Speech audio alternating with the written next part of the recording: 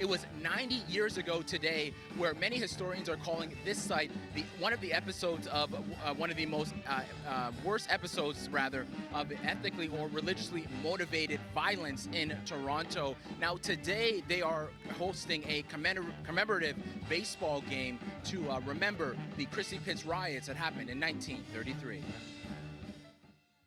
It's important to commemorate that event in 1933 to remind people that Toronto had a lot of hateful people back in the 30s.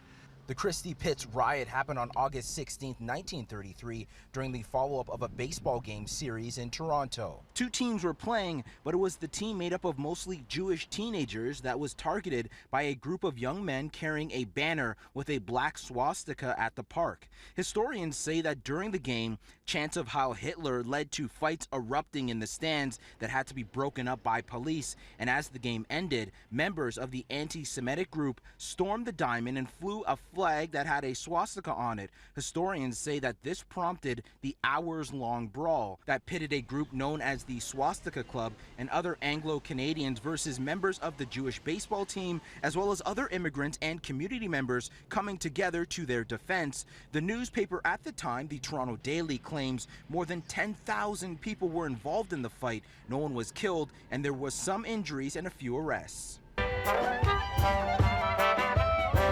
Councillor Michael Cole, who is hosting this event today, hopes to use this historic riot as a reminder of why we need to stand up against hate. People always think, well, that happened then, it's not going to happen again. Well, anti-Semitism, sad to say, is on the rise. There's frequent attacks on synagogues, members of the Jewish community.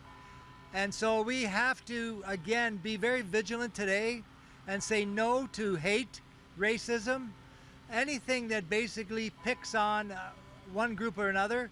We have to stand in solidarity and say, no, Toronto wants to include everyone.